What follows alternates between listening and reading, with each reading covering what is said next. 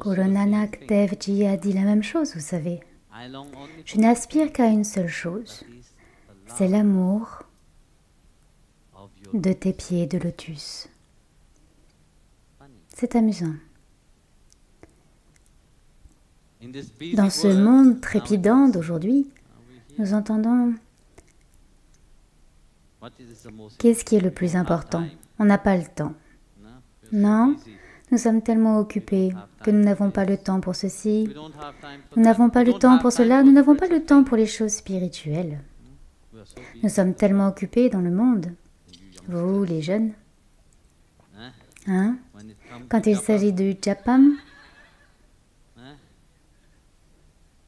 vous êtes occupé avec votre jeu vidéo. Qu'est-ce que vous faites? On tue le temps. Oui ou non? Vous ne profitez même pas du temps que vous passez à jouer. Vous ne faites que tuer le temps. Très agressif.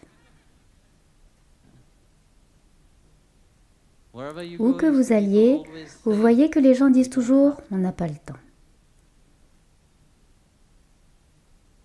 Ils n'ont pas le temps de faire quelque chose de bénéfique pour eux. Ils n'ont pas le temps de faire leur sadhana, ils n'ont pas le temps de faire leur japa, ils n'ont pas le temps de méditer. Et y a-t-il une pénurie de temps? En fait, non, il n'y a pas de pénurie de temps. Le problème, c'est que vous avez donné la priorité à tout le reste. Quand vous regardez autour de vous, les gens gaspillent tellement ce temps précieux. Ils jouent aux cartes, aux jeux vidéo. Pour cela, ils ont le temps. Sur votre téléphone, vous avez le temps ou pas? Oui. Vous lisez des romans, vous avez le temps ou pas?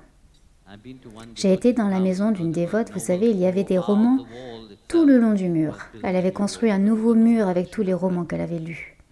Et j'ai demandé, tu as lu tout cela? Oui, Guruji. Qu'as-tu appris de cela? Tu dois être devenue très intelligente quand on voit ce mur de romans. Rien.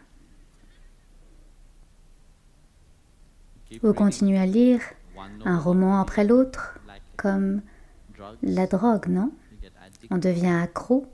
Mais à quoi est-on accro? Des histoires délirantes, de la fantaisie pour vous faire croire que votre prince charmant va arriver. Et ce genre de vie vous fera penser que c'est une vie merveilleuse.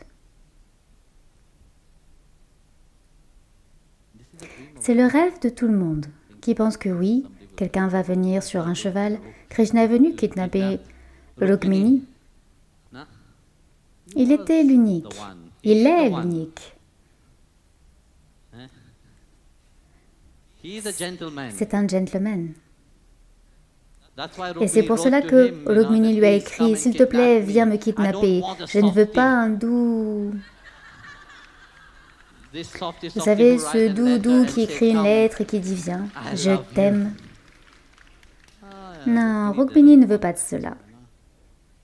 Rukmini voulait un homme courageux.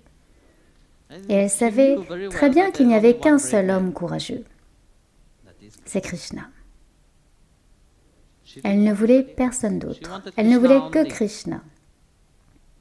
Elle a dit, je ne veux pas de cette douceur. Viens, kidnappe-moi. Montre ton pouvoir, montre ta force.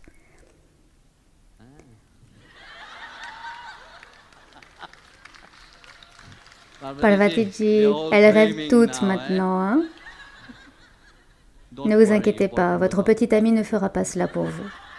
Au prochain problème dans votre vie, votre petite amie s'enfuira avec quelqu'un d'autre. Au moment où vous en avez le plus besoin, c'est lui qui sera le premier à s'enfuir. Quelqu'un m'a envoyé une vidéo YouTube du Brésil. Vous savez, vous ne pouvez pas marcher là-bas. Rishi Aradaka vous confirmera. Vous ne pouvez pas marcher comme vous le faites aujourd'hui. Ici également, vous ne pouvez pas marcher. Si vous portez toutes ces choses en marchant dans la rue, ils vous arrêteront et ils vous voleront. Cet homme marchait avec sa petite amie.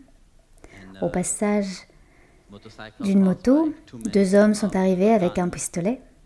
Ils ont pris le sac à main. Ils ont pris le sac à main. Elle a donné son téléphone portable également. Et quand elle s'est retournée pour voir où était son petit ami, il était en train de courir. Le voleur était tellement confus, il a dit « On a pitié de vous, s'il vous plaît, reprenez vos affaires. » C'est ce genre de personne que vous voulez? Seulement pour vous dire qu'ils vous aiment, qu'ils se soucient de vous, qu'ils sont gentils. Et puis, quand vous avez besoin d'eux, ils s'enfuient.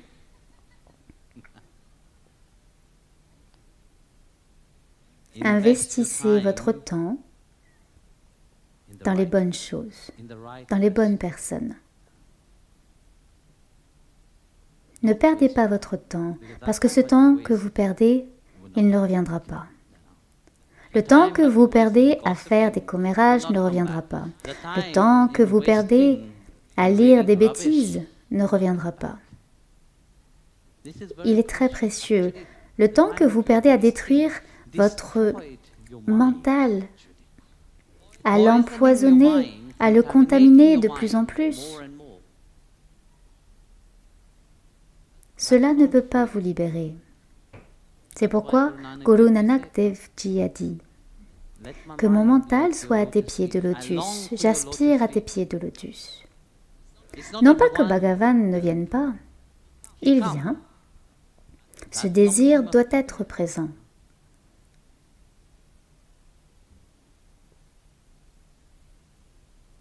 Lorsque vous avez un tel désir, Bhagavan viendra.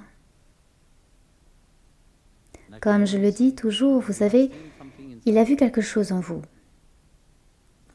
Pour vous rappeler son amour, investissez votre temps dans ce qu'il faut, dans les bonnes choses. Essayez de méditer, je ne vous demande pas de méditer 1 heure, vous ne le feriez pas. Mais entraînez votre mental à devenir attentif.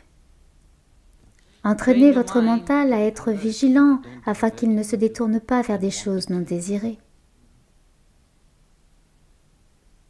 Entraînez votre mental à penser que oui, Bhagavan et Guru ont vu quelque chose en moi. Posez-vous la question, qu'est-ce qu'ils voient en moi? Il doit bien y avoir quelque chose qu'ils voient, non? Ce n'est pas juste un hasard. Pourquoi ne le vois-je pas moi-même? Posez-vous ces questions. Pourquoi? Vous verrez, vous aurez la réponse en vous. Et si la réponse ne vient pas, écoutez le satsang, vous savez. Méditez sur le satsang que vous aimez.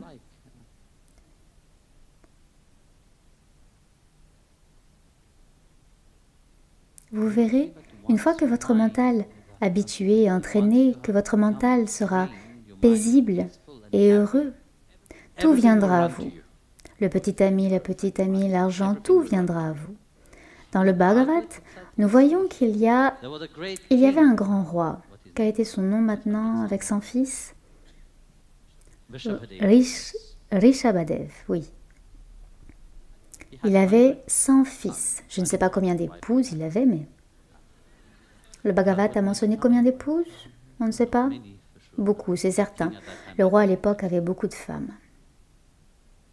Je ne pense pas qu'il n'avait qu'une seule femme.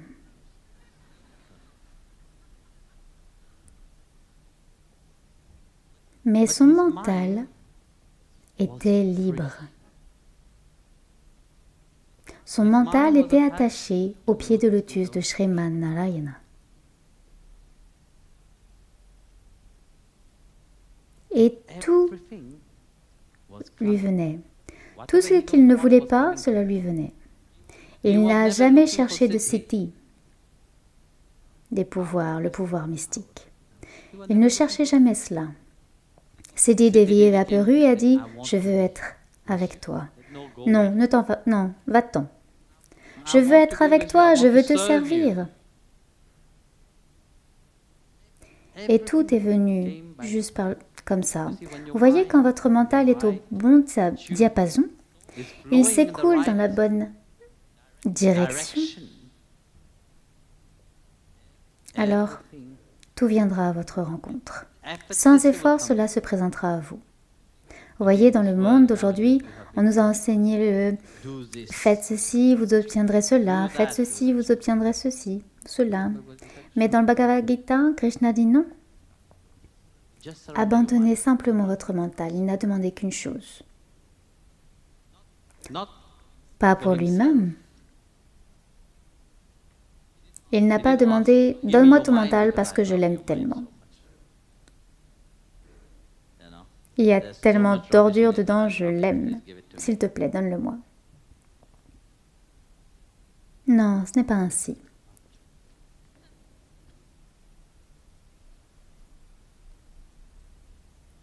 Il demande à votre mental d'être centré sur lui pour votre bien, pour que vous ayez la paix, pour que vous ressentiez l'amour, pour que vous soyez heureux. Qui peut vous aimer ainsi pour vous-même? Tout le monde aime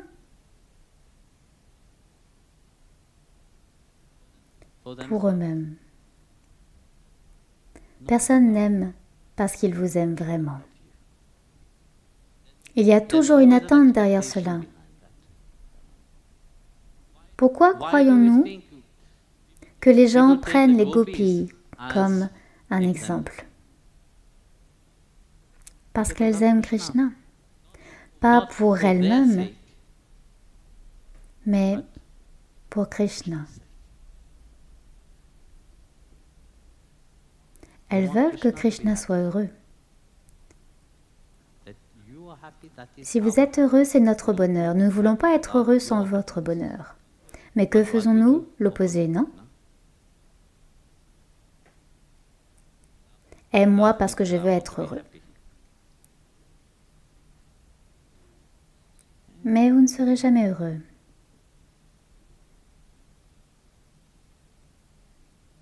Donc, lorsque nous abandonnons notre mental au pied de lotus de Sri Hari, un autre type de bonheur s'éveille à l'intérieur. Et c'est le bonheur auquel votre mental devrait s'entraîner.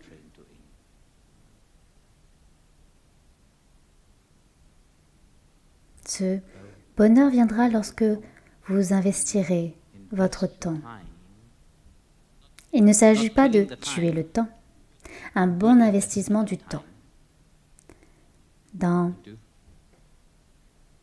des bonnes choses, des choses qui sont productives, avec lesquelles vous éveillerez cet amour de plus en plus. Mais si vous faites trop de méditation, c'est mieux. Même si vous faites un tour de mala, c'est suffisant. Mais investissez ce temps.